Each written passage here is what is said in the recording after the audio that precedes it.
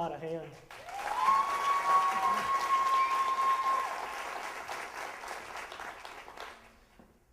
This campaign is it's gaining energy, and it's about a few things, and I'm going to go over those things that I'm about. And number one, and most of you who know me, I'm about independence. And I think an independent district attorney is exactly what is called for. Someone who makes decisions independent of other elected officials, and I vow to do that. I think that's a necessity. I think a good district attorney is about leadership. And when I say leadership, I'm talking about leading by example. I vow to close a civil practice and take no cases on the side outside of the district attorney's office. I'm talking about a full-time district attorney that's working full-time hours, is available to the public during working hours, and on a case-needed basis outside of those working hours. I'm talking about a district attorney who is going to be seen, going to be present, I'm going to be visible, I'm going to be in the office, I'm going to be working on cases, I'm going to be supervising other attorneys and office staff, I'm going to be volunteering in the public, especially with children.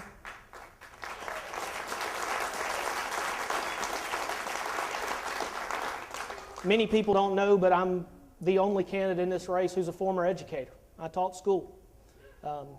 Love helping with children, volunteering activities with children, and I think that's the way we set things right, is when we get on a level to communicate with children outside of courtrooms and outside of school buildings, but out in the public, out on ball fields and out in theaters and things of that nature, so that we get to know them, we know their background, we know where they're from, so we can right wrongs when they occur. I think that's important. I'm also about integrity, and many of you know me, know that. You know my family, you know where I come from, and when I say integrity, I say one thing, and that's doing the right thing for the right reasons.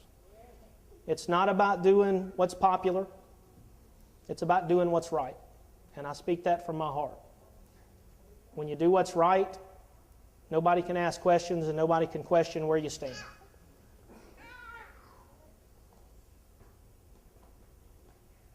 Another that's me in this case, in this run for the DA's office, is fairness.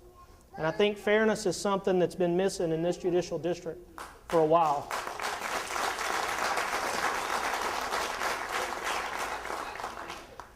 And as I'm outside campaigning and I'm talking to people and I'm running through issues, the one thing people say is they can take what happens to them through the judicial system as long as they feel like they've been treated fairly. And when I discuss treating people fairly, I'm talking about making decisions based on the facts and based on the law and not based on your social status. Not based on how many votes you have in your family, or how much money you have, or who you grew up with. And that's something that I plan to bring to this office that has been a long time coming.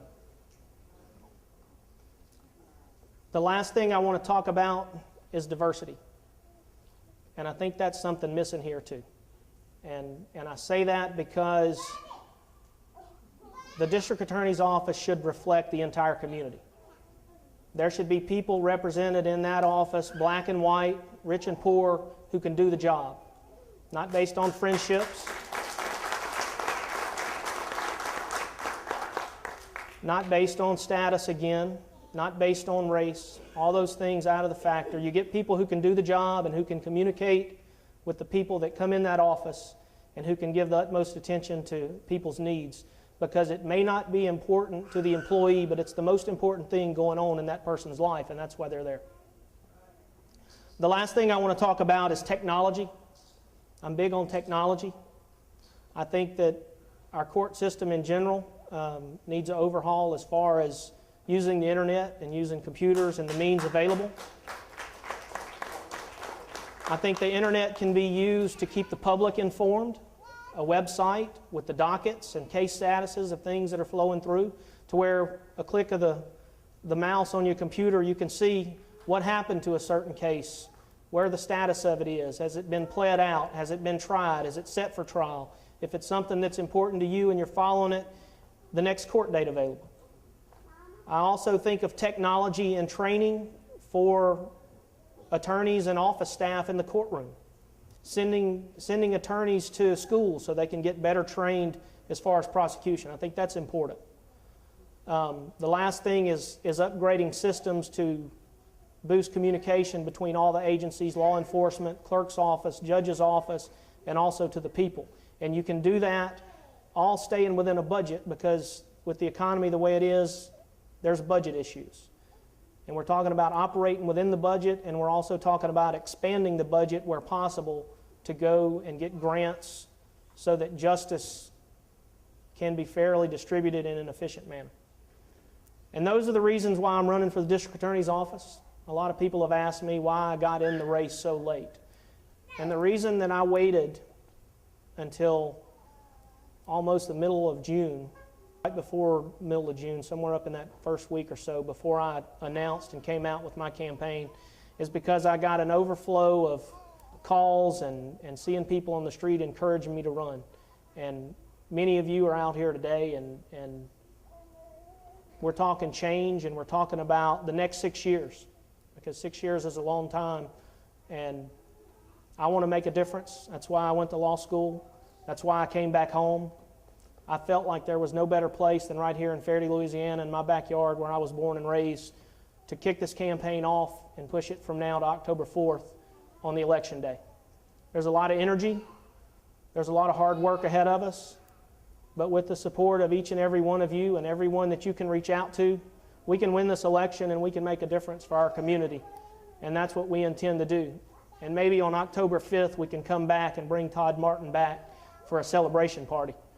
But that's all I've got to say. I want to thank y'all again for coming out. I want to thank my family for the support that y'all have given me, helping put this together, and everyone associated with that. Our officials that are out, Judge Johnson's present. I thank her for showing up. State Representative Andy Anders is here. There's been some police jury people come through. Thank all of y'all for showing up and being in attendance. And y'all enjoy the rest of the show. Thank you.